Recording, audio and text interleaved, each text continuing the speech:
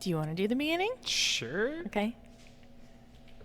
Hello, and welcome to Gank That Drink, the supernatural drinking game podcast. This is episode 11, All Hell Breaks Loose, part 1 and part 2. Season 2, episode 11. Season 2, episode 11. I am Nate McWhorter.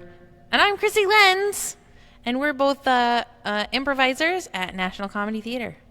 And as you know, if you've listened to the show before, and if you haven't listened to the show before, welcome. Hi. We will explain it really briefly to you here. We watch 2 episodes of the very fantastic, long-running, long-winded, yet somehow never enough, never satiated. No. I don't know. The show's supernatural. Yeah. You know it. Yeah. If you found us, you know the show. Yes. So, but you're not going to be with us when we do that. We're going to do this part, and then we're going to go do that part, and then we will come back. So for you, it will be as if no time has passed. Correct. It'll be as if you time traveled into a world where we have not only been watching these 2 episodes of Supernatural, but also been drinking along with our drinking game Ruels. Yes, in our never-ending quest. Soon-ending quest, actually, for season 2, season 2, to cultivate and put forth the perfect season 2 supernatural drinking game rules list, and hopefully everyone will enjoy and will get published and become part of the Library of Congress someday. That's our ultimate goal. Then we'll be able to finally find that thing Nicolas Cage hid in that movie. It's what the end game of this whole podcast has been the whole time. It's all about Nicolas Cage. Figuring out Nicolas Cage's national treasure. So we are watching, as mentioned earlier, All Hell Breaks Loose parts 1 and 2, directed by Robert Singer and Kim Manners, respectively. Airing on May 10th, 2007 and May 17th, 2007. Not doing very well on the viewership. No, they're not. We're back under 3 million viewers for each one. We're down in the 2s. They figure it out. I think they'll succeed. I think they'll do fine. I think they end up managing. So we each eliminated. So we kind of did this season like the first 2/3 of it were building up rules, and the second half was sort of paring them down. Yes. So we each eliminated a rule today. Which one did you eliminate? I eliminated broken furniture, which is a rule I created and a rule that I like, but it just doesn't happen enough, or we don't notice it enough, or whatever. At least right now. Yeah.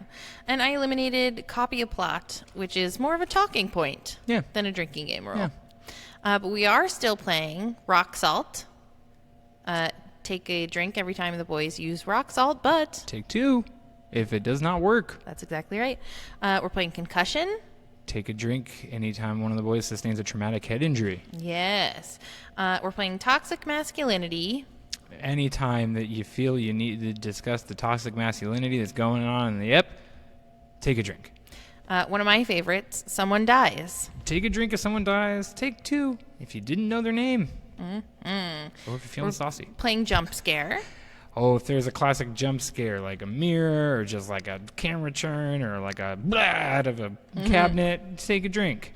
Positive masculinity. Whenever the boys do something real good for people, take a drink. Black eyes.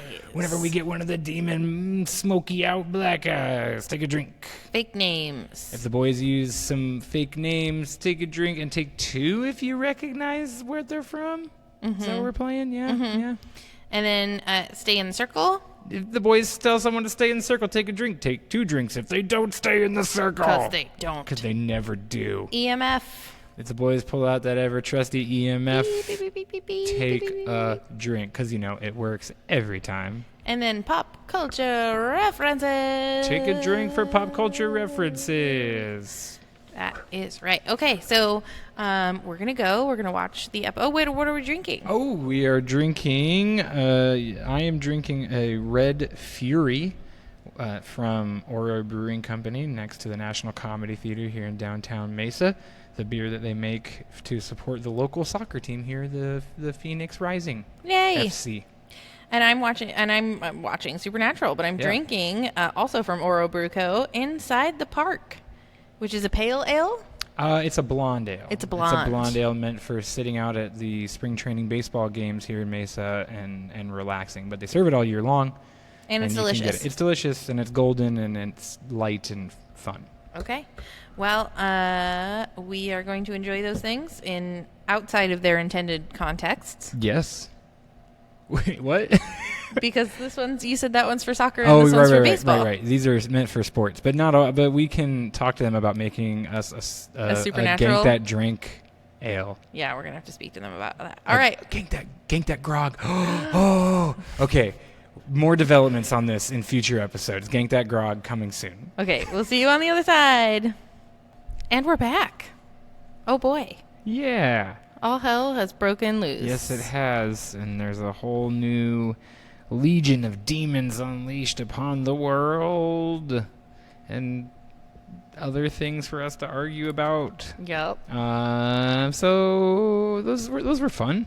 Yeah, I think they were good episodes. Yeah, they sort of had it all. Yeah, and I think they're action, adventure, mystery, intrigue, single man tier, fifis. We had Roadhouse. We had Bobby. We had Winchester dying and coming back to life. They had kind of all your favorite supernatural tropes and themes all wrapped up in 2 neat and tidy episodes. Yeah. So starting with part 1, we open with a Dean like waking up and going into a diner, and there's a bunch of people dead, and Sam is missing, and then Sammy wakes up in what I wrote down as Sweetwater, which is actually some town in South Dakota, Cold Oak, South Dakota, Wyoming, the Gate to Hell is in Wyoming. That town that they were in was in South Dakota. Okay. I wrote here the Breakfast Club all joins together. I don't know why I wrote the Breakfast Club, but we have some people that we've seen in the past, Ava and Andy from previous episodes, and then we have a couple new people, Lily, fun little foreshadowing taste of what's there, and then Jake, who fell asleep in Afghanistan and woke up in this little town. And so they're all 23, children of the yellow-eyed demon, right? And they all have these powers. Obviously, like Andy he can now like put images into people's brains, and make them see things. And Ava she has visions, same as Sammy, right?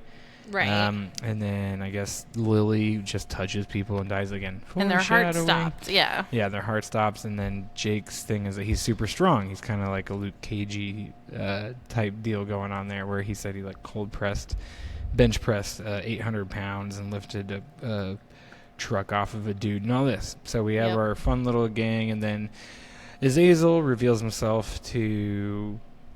I'm jumping around a little bit, but he reveals himself to Sam in a dream and says, "This is our own little competition, and you're all, only one of you gets out of here alive, and you get to be the leader of my army." Yeah. Woo. Which is like, Sam should know that if he's appearing to you and saying, "Hey, guess what? This is Hunger Games." Yeah, it's Demon Hunger Games. That he's saying that to everybody. And of course, the twist or the reveal. Then eventually, I think kind of one of the better parts of this is when we see Ava. She summons a demon and comes in to kill. And then I just like the moment when she like wipes the tears away. It's like, all right, fine. I've been here for months. I've killed a bunch of people, 3s and 4s. I'm a cold killer. But my fiance. He's Sean, dead.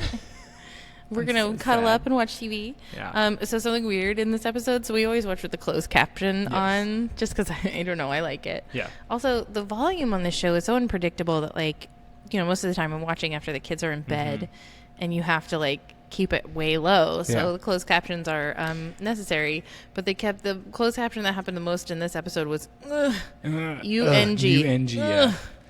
I actually find one thing about. I'm glad you brought up closed captions.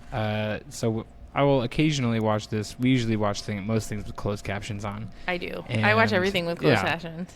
And I've found that, especially maybe, I don't know if it's like with later seasons or whatever, when I'm watching Supernatural in particular, there are so many like either like background noises that they put in the closed captions, or a lot of sound effects that parentheses rustling or something like that. And sometimes it's really helpful because you can't actually hear it. And then sometimes I'm like, oh man, like I keep paying attention to the closed captions and not watching what's happening. So it is like a weird, like sometimes I like watching the closed captions, but I think when I watch it back a second time is when I like it the most, because I'm like, okay, I already watched it and experienced it, like just watching. Anyway.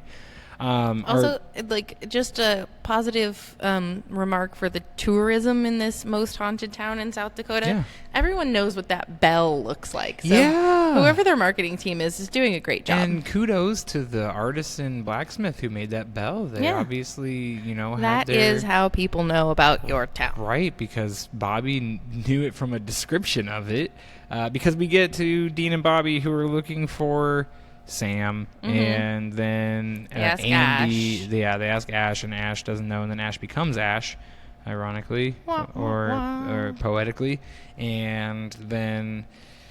But Ash was onto something, and that's why he got burned down, along with the whole Roadhouse. Rest in peace, Roadhouse. R.I.P. Roadhouse, the one-room Roadhouse. And Dean and Bobby, while they're looking, then Dean gets a vision sent from Andy that they're in this Cold Oak, South Dakota, town so haunted that everyone fled. That should be on the welcome sign. The bell. It's a picture of the bell. It's on the bell. And then it says, the town so haunted, everyone fled. I mean, eventually. Yeah. But we have this whole, like, little pageant. So this is I want to go ahead and present my advertisement for Azazel's Summer Leadership Internship Program. Go for it.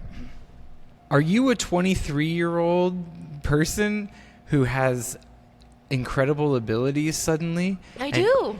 Can you change people's thoughts, bend spoons, do things with your mind that other people can't? I can. Then you might be just the perfect person for Azazel's Summer Internship Leadership Program. Tell me more. Have you ever wanted to lead an army of demons across the world to start an apocalypse? Not until recently. Well, this is your opportunity. All you have to do is compete against a bunch of other people that we've collected over couple decades' time, destroy them one by one in a weird Hunger Games style situation, and you will be the new leader of your brand new army of hell unleashed upon the world, courtesy of Supervisor Azazel, the Knight of Hell himself. Yay. Sign up.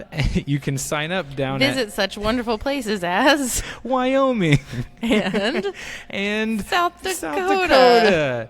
If you want to sign up, you could go to Cold Oak, South Dakota, where they have the best cold pizza available to anyone. Where the fuck did they get the pizza? I don't know, but so that's my little advertisement. Sammy gets killed. Yeah, and he is dead. He's dead. And, like, Bobby brings him a bucket of chicken and a bottle of whiskey and is like, well, now you can come work with me. Like, Azazel's summer internship is closed, but Bobby's internship is always open. Bobby runs the like idjit internship. It's like the idjit internship, like when your parents couldn't afford to send you to real summer camp, so then they created like fun, like, oh, it's dad's summer camp around the house, which is really just doing a bunch of chores, and you're like, we fucking that's my kid's fucking summer see plan, it, asshole. Like, we know what you're doing. You're just trying to get us to do chores.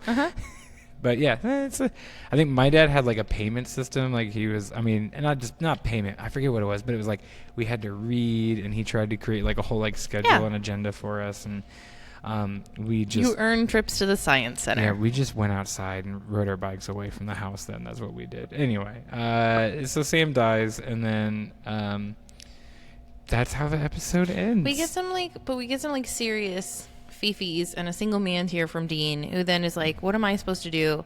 It was always my job to protect you. That was my only job, even though you're bigger than me now. That was in the second episode, but yes. No. Yeah, I have it written down in the second episode. Because I wrote, you had one job, Dean, and you'll keep screwing it up. Oh, and that was the end of episode 1. Okay, so then we're on to episode 2. Right, so yeah, moving on to that. By the way, Ava dies, and Jake is the one who kills Sam by stabbing him in the spine. So he wins the Hunger Games. Yeah, and all the other little children died too. So what do we call him? Isn't that Jake? No, Azazel's kids. Well, I was thinking of Falcon from Tributes? Avengers. That's who it is. This dude was kind of reminding me of a little bit, where he's like a military. Well, I'll tell you what though. Like currently we're in the end game of Game of Thrones, and like people are continually pointing out how often in that show women and people of color are like cast in the roles of villains or just like killed out of hand. And I'll tell you what, in these early seasons of Supernatural, that is what it is. If there are people of color, they're either gonna be the bad guy, or they will turn into the bad guy, or they'll just be killed out of hand. And it's the like FBI sort of a bummer. Yeah. Okay, so Dean obviously makes a crossroads deal. Of course. That's like in the Winchester back pocket. Always. In fact, later, like I think Bobby and the Yellow-Eyed Demon are just like, what is it with you fucking Winchesters? Just die. Yeah. But no, they're the Well, eventually we skip Crossroads and we just call Crowley. Yeah. I think they just get rid of that. They're the Iron Islands, like what is dead may never die, right? Yeah. They do not so. But the Dean and this Crossroads demon have the grossest scene of like almost kiss talking, where it's like she'll like put her face like right up to his face and be like talking right into his open mouth, and it's like almost kiss talking.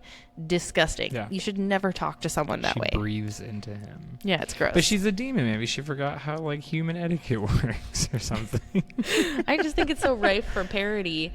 Anyway, she won't agree to a deal, and so he ends up making a 1-year deal, and I think he has her throw in that pizza.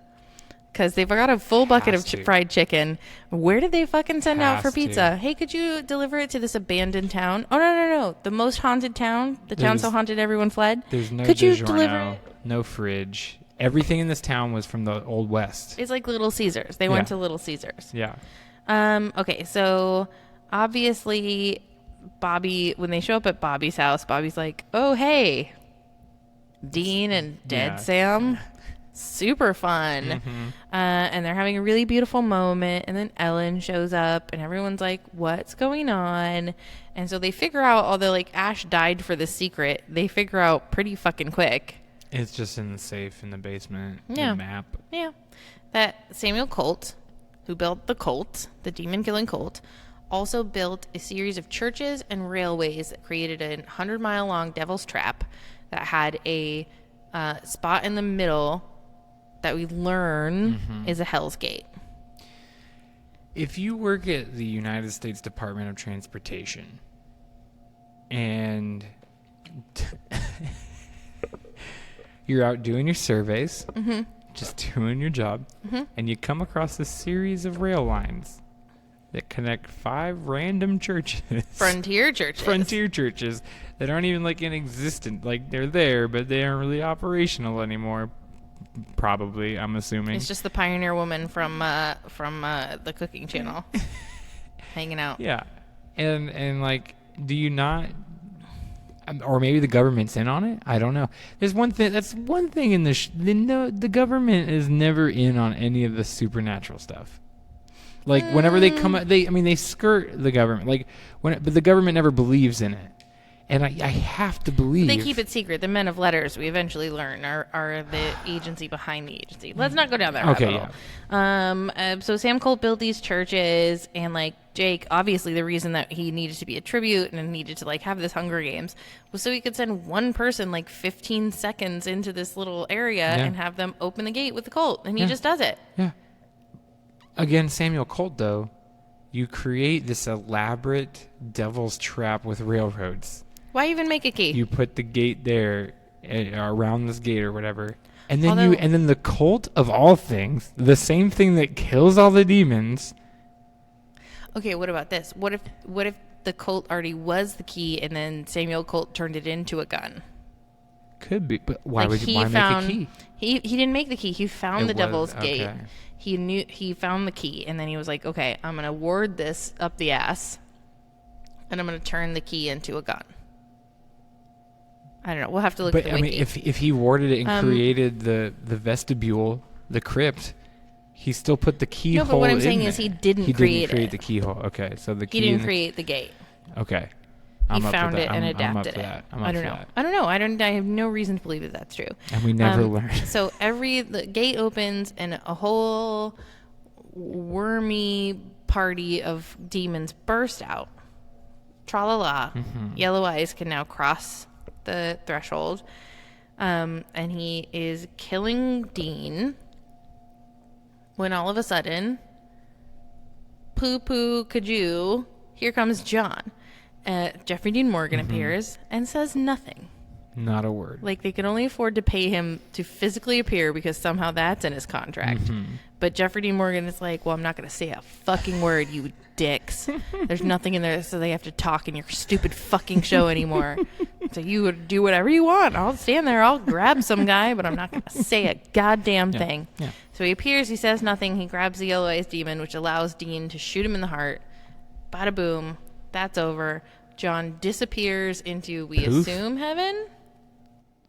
This is where I don't know, because that's what I said to you is, don't we learn later on that John is just getting tortured in hell throughout this whole thing? Or he was, but then how does he give? But he does end up in heaven. We know that for sure. Yeah. It's season 14 canon. Oh, see, I'm not there yet, so I don't know for sure, but I will soon. Anyway, okay, so he goes to heaven. It was a bright light that took him.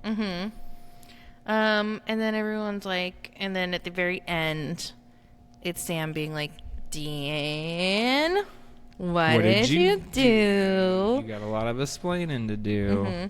But then it's like, yeah, well, here's what we're going to do for season 3 is we're going to figure out what came out of that hell gate, and you're going to be real pissed at me for making a Crossroads deal. And we're going to argue about the fact that I did it, and I'm not going to care at all that I did it, and I'm going to accept my fate, and you're going to tell me, no, you can't do that. You can't accept your fate. You're being a little... Blah, blah, blah, blah, We're going to get it all back and forth. And we get, season 3, we get Hellhounds, right? That's where we get, like... Season 3, yes. That's when we learn about Hellhounds and they make glasses. Yeah. And we're going to have all of season 3 coming at you soon. Yes. But first, we're going to, in the next episode, we're going to give you the road so far. We're going to deliver to you our season 2 drinking game. But watch these episodes. These are must watch. I have to watch it. That's what else we're going to discuss in that episode is which ones are much watchable, which ones are skippable. Did we have lessons learned? I mean, not really. If you have make a access demon deal, it'll work out. If you come across a Hell's Gate, don't make a key to it, or if you have the key to it, lose it forever and don't make it into a gun that demons will seek out because it kills them. Like, that seems... But also, you go ahead, you roll the dice on that demon deal. Yeah, you'll be okay. Yeah, he'll be eventually. Fine. Just go ahead and make Crossroads deals. You'll be good. Okay, so here's our drinking game rules played out. A lot. Concussion happened twice. Toxic You say it. Toxic masculinity happened twice. We counted it once as Andy, who got revenge on his enemy by making him watch gay porn. Yeah.